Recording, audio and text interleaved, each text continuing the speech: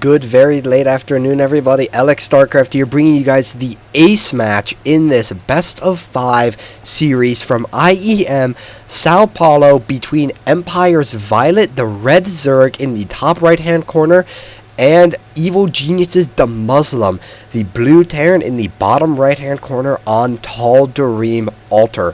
Now, this series so far, Violet took the first 2 games very convincingly. Demuslim took the second 2 games very convincingly. So I'm very interested to see who will come out on top in this game, and no doubt it will be a big struggle for both of these players. Both of them are fighting for their lives in this tournament, trying to stay alive, trying not to get eliminated, and of course trying to win. But to win, you have to not get eliminated. So right now, I would not be actually too surprised to see any kind of cheese from either of these players, just because that is something that often happens when you get to the end of a long series like this. One player has a 2-0 advantage, something like that, they'll do a cheesy play just because they know, okay, if I win, I win. If I lose, I'm not in the worst scenario ever. They still have to beat me in 2 more games to win. Now, of course, Demuslim has both games, if they lose, or both players, if they lose the best of 5. So it'll really just come down to, will these players try to go for an aggressive play, end the game early, or will they try to go for something a little bit safer that they know will at least keep them in the game, but then of course they have the risk of losing in the later game. And Violet, I would say, might be a little bit kind of on tilt right now, just because, or I shouldn't say on tilt, but mentally just not in the very best case. Now once again, we see him scouting for this second barracks, which it seems he doesn't know should be there. Yeah, you see he's scouting all around the base, but or is there just one barracks? Okay, there is just one barracks being built in the center of the map with a tech lab. Oh, he's going for a Reaper play. Okay, I always forget that because I see it against Protosses. I'm like, okay, they're going for a Marauder play. And then I see it against Zergs, and I'm like, Marauders aren't good versus Zerglings. We do have a Reaper play going down. There's a bunker going down behind Violet's base. We see he cannot see this. He does not have an Overlord there. And as soon as his Reaper comes out, it will be in range of the hatchery, or at least it should be. And Reapers, obviously, they can jump the cliffs. They do wonderfully against buildings and Zerglings and drones. So until Violet gets roaches out or gets enough queens, or even some spines, he will be an okay. He will be at risk of taking a lot of damage. Now, he does see it now, and the Reaper is in the bunker. It can reach the hatchery, and you see, yeah, it does about 30 damage a shot.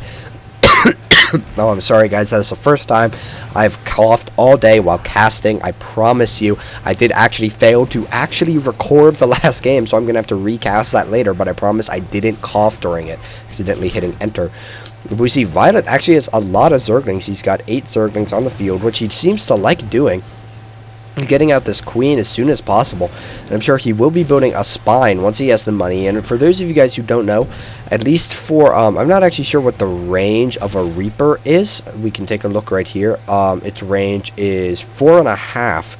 I don't actually know what the range of a Marine is off the top of my head either. I can just tell you guys, a spine can outrange a bunker with Marines diagonally. That is to say, when you're looking at kind of the build grid, if you built the spine so it was in range of this, it would not be able to outrange it. But if it's in range of this portion up here, it can kind of diagonal. Because see, there's like the up down, and there's the diagonals. That could kind of do it. Now I'm trying to see, where are Violet's Zerglings. He actually lost a lot of them, it seems. It looks like he's going to try and bust this, but he's going to lose his natural. There's actually really almost no way he can save it. He does manage to get a transfuse off. Now, he will be able to save it, but no, he cannot. These positions are too good for him.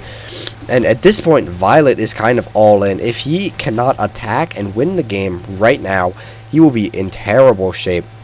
Demuslim already has a command center almost finished at this point, and unless Vital, but Zergling Speed just finished. He is streaking across the map, and Demuslim has 4 Reapers, but they're all just 3 of the 4 are in here. Another one is right there, and they are not faster than the Zerglings. With the Zergling Speed, looks like the Zerglings will break into the base, and they go straight for the mineral line. We have to see how much work can they get done. We see Demuslim pulling all of his workers, running them to the gas, and then just trying to keep them away from the Zerglings. We have even more streaming in, and Demuslim actually is in not very good shape. He's lost a lot of Reapers. The Zerglings going there, getting a surround on the workers.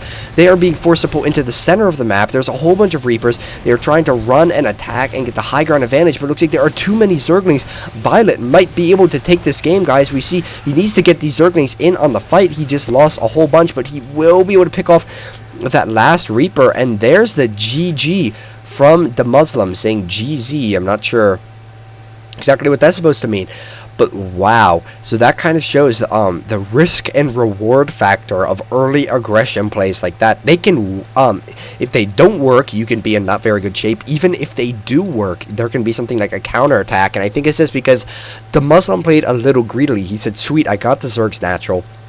Now I can just make a command center and not have anything except 4 Reapers on the map. And so there is the end of that series. Violet will be going ahead and advancing into that semifinal round.